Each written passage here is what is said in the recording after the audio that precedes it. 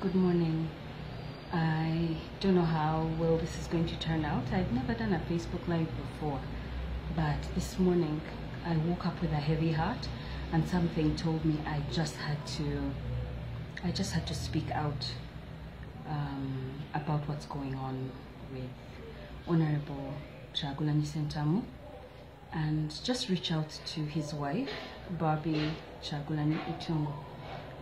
Barbie, we as Ugandans who do not condone torture, do not condone extrajudicial, activities, anything that you could not stand your own going through. It wasn't too long ago that I myself was on Facebook arguing with the likes of Olanya because they thought someone like Kanyamunyu did not deserve bail. Kanyamunyu is a Ugandan. No matter what he is alleged to have done, he deserved to be arrested humanely, stand in a court of law and face his accusers, defend himself, and if found guilty, go to jail. And I cannot imagine anything more extreme than the Chadondo bombing in the history of Uganda as far as terrorism and destabilizing the nation goes. But those people who are alleged to have bombed and killed innocent bystanders who were simply watching the World Cup were arrested, taken to police, granted access by their families, allowed their day in court. They were not beaten, they were not brutalized, they were not kidnapped, and yet they did the thing that shook our nation its most in the last 50 years.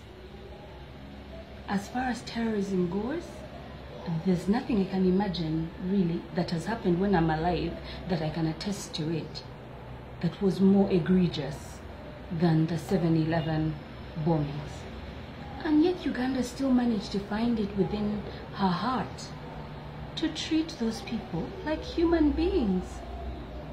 Nothing that Bobby has done hasn't been done in our nation before.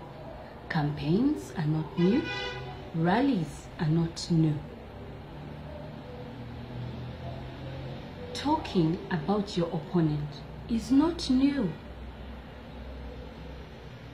Actually, all the words that Bobby has said on his rallies, I haven't listened to all of them. Let me be truthful. I only recently, after he was arrested, went back in the archives and watched his words. I must admit, I had not, let me be truthful there. But all the words that I have seen this far have been said before. The man didn't say anything new. Actually, the majority of them have been said before by our head of state. Of course, before we were born, but he said them. And he was exactly back then where Bobby was last week. A young man envisioning a different future for Uganda and articulating it in words. So, if the Obote that they have always told us was bad did not brutalize the people who are leading us today, really, honestly, what are we going on about?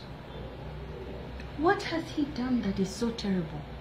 The words I saw him say, sorry about that, the words I saw him say, Betty come here, has said them in my lifetime. There was a time Betty was my Auntie Betty. Not that we are related, but I know her quite intimately or knew her for a while. And the things that Bobby is saying were said by her. Was she brutalized? Barbie, what is happening to your family is extraordinary. It's unnecessary, It's illegal. It's a crime. And we are here to stand testament. We are here to say this is wrong. We are here to make sure that even if we may not be able to protect you, we can be your witnesses. You know, a lot of the tragedies in history have required piecing together with retrospect. You know, be it, you know, the Jews in concentration camps, their neighbors were silent while they were beaten. They were brutalized. They were shot at point blank range the way poor Yasin Kawuma was. They were assaulted. Some of them were in critical condition the way Honorable Zake was. Their neighbors could not do anything, but at least they could tell the stories so that now we know what happened and history can mark that injustice and say this wasn't right, this should not happen again. Steps must be taken for the future so that hopefully it never happens again. I think it was Kofi Annan who said that any genocide starts with killing a man, not for what he has done, but for who he is. And I find it like poetic justice that Kofi Annan was breathing his last in Switzerland as events were unfolding in Arua and people were just murdering. Allegedly in the name of the state, but I'm a Ugandan. It was not in my name. Barbie, as a mother, I cannot imagine the questions your children are asking. If they're anything like mine, those questions are deep. Those questions are hard. Those questions are challenging and they're heartbreaking. My dear Humwe, this is tough. We are praying for you. Walimukazi Muzira, you have to be there for your husband and your children. But I just wanted to let you know that we're here. It's not worth very much right now. It's a cold comfort, but it had to be said. I'm sorry, my love, I'm sorry. We've never met, I don't know you, we're not related, but we are both Ugandans. We are both mothers.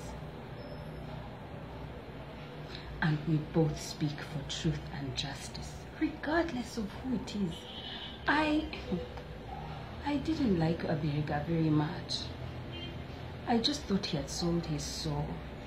I just thought he wasn't being very honorable in some of the things that he was saying, or truthful to himself and to us as Ugandans.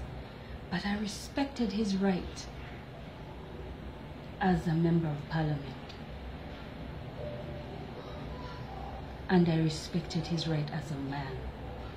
And regardless of the fact that I didn't really like what he stood for, sorry, rest in peace, I was upset by his death. I really was. So it doesn't mean that you're only upset when the person, you know, espouses what you espouse. You know, I didn't know Joan Kagezi. I didn't know Kawesi. But I could feel Kawesi's wife's pain. And the people that killed him did something terrible. And the people that killed Yasin Kawuma did something horrendous as well.